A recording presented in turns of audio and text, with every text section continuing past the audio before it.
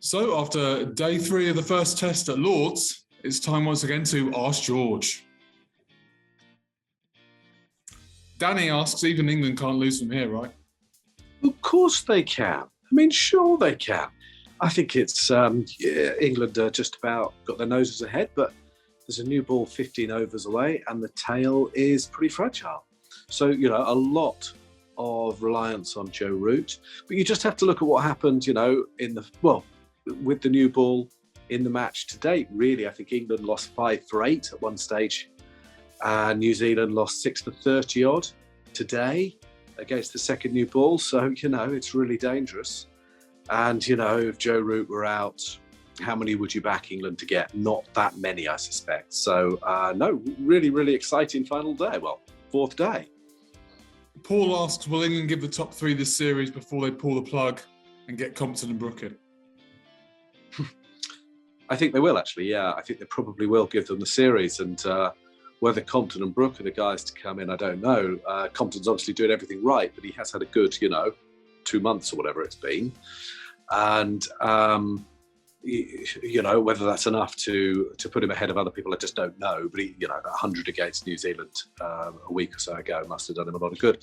Brook, if you're looking at the top 3, well, he's been making his runs at 5, 6, 7, even for Yorkshire. I think that might be the same mistake as asking Ollie Pope to bat at 3. He's a very, very good player, but you'd like to have seen him bat at 3 for Yorkshire if you're going to ask him to do it for England. So I think they're going to give these guys the series anyway. Mike asks, did the England batsmen have their eyes shut when Mitchell and Blunder were batting? Why is the answer just to hit your way out of trouble? Really good question. So how many tests have those guys played, Blundell and Mitchell? I mean, you add it up and times it by 4, and you've probably got as many as Johnny Bairstow's played. But Johnny Bairstow keeps seeming, it seems a bit easy to get him frenetic. It happened in the Caribbean, didn't it? Or was it with Mayers? And it's happened here again. He just seems to get a bit overexcited. And his shot today was real loose. So I think that's a really good question. I think that the word I used yesterday about New Zealand's batting was competent. Well, that's pretty basic. The whole thing about England trying to be positive and trying to set this sort of aggressive new tone, I think, is working with the fielding brilliantly. But with the bat, they need to calm the hell down a bit. And actually, Joe Root was pretty calm, I thought. And showed the way to do it, which is hardly unusual of him. But, also we should be a bit fair. A couple of them got really good balls. I mean, I wouldn't really hold Zach Crawley responsible. He didn't play. He wasn't out anyway to a big shot. He got a great ball that bounced and left him. Ollie Pope got a good ball as well, although it would have been easier to play if he tried to play it straight. But whoever's asked that question's right.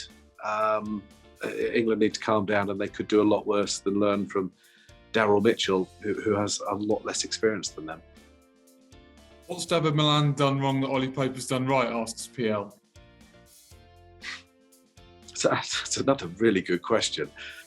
I mean, look, David Milan did tail off in the Ashes, but I thought there were extenuating reasons. I don't know, you don't want to go into details, but he had some family stuff going on, and he's a lot older, I suppose. So they think that Ollie Pope has a very high ceiling and is worth some investment. I don't think that's a completely unreasonable conclusion to make. But if the question is asking whether David Milan's been a bit unlucky, yeah, because he showed he could do it. He could do all the difficult stuff. He could play the fastest bowling, But I suppose it's a reminder that you've got to take your chances. And if you look at Milan's career record, it is pretty modest. And he would probably accept that he didn't absolutely nail his chances. But yeah, you're right, he's been a bit unlucky. Daniel Chapman asks, how can a professional cricketer get out bowled as many times as Bairstow and keep getting selected? Yeah, did I see someone else asking, has anyone ever been selected as much? And who's bowled as often? I think he's bowled over a quarter of the time in his test dismissals. The most terrifying stat, really, is that he averages 13.5 in test cricket against straight balls. That's not good, is it? So if you're a bowler, you pretty much know what to do, don't you? I don't know. It's very strange for someone so good. Today, and not for the first time, he seemed to be overexcited, which is weird because he's sort of playing there because of his experience. What's he playing? Is this his 84th test, something like that? So he's been playing for a long time. He's one of the older players, certainly batters. And yeah, you ask a bit more of him. It's amazing how often he gets bowled, and it's amazing that he doesn't seem able to improve that weakness. What does it say about England's preparation that he got out to a bowler who actually hits the stumps or bowls at the stumps an awful lot as well? Yeah, but I mean, bowlers are allowed to do that. I mean, it's not a revolutionary tactic. You know, sometimes just defend the bloody ball, bat and pad together. The other thing, I mean, he gets overexcited. He just hit 3 fours and an over, hadn't he? And it was like he was trying to win this evening. I don't know. There are still 2 days to go. It's just, it seems to be the modern way. But I think the frustration is that Johnny Best is clearly very talented. He's shown many times that he could have a really high ceiling as a player. And he frustrates because of that. Because that was a soft dismissal. It was, you know, it was really soft. And actually, they'll be a bit lucky if it doesn't cost them a game, because had Stokes been out just afterwards, what was it, 75 for 5 or whatever it would have been, they've got a wee bit lucky there. And it would be nice to learn from these mistakes and improve the hole in that technique that he clearly has. Finally, Sushant asks, if Bayliss says drive faster in fog, what would Baz say? Well, I think that's the right question, because I think we are, all old things become new again. We are in Bayliss territory. I mean, the difference would be that Bayliss is, used to be, relax, enjoy yourself, play some shots. And Brendan, it seems to be, it's a beautiful shot. Beautiful shot. Beautiful. I love the way you played that shot. So unlucky that you missed it. And, that positivity does seem to have made a difference with the fielding. I can't stress this enough. I mean, I've been saying it every day, but you saw the difference today. That run out at the Grand Home with a direct hit might well be a huge moment in this game.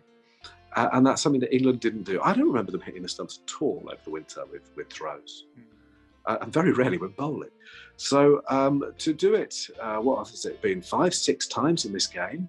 It's a real noticeable change. I think their fielding's been fantastic. And they are all saying, even the support staff are saying, he makes them feel 10 foot tall. Well, that's absolutely brilliant. But I think you have to have a slightly more sophisticated approach to just to batting. You know, if someone were a surgeon or a pilot, you wouldn't just say, I believe in you, you're awesome. I mean, you might do that as well, but you'd also want them to have a good technique. You want them to be well trained. And at the moment, we seem to be trying to compensate for poor technique or temperament by confidence. I don't know. Do you want an overconfident surgeon or an overconfident pilot? Not positive you do.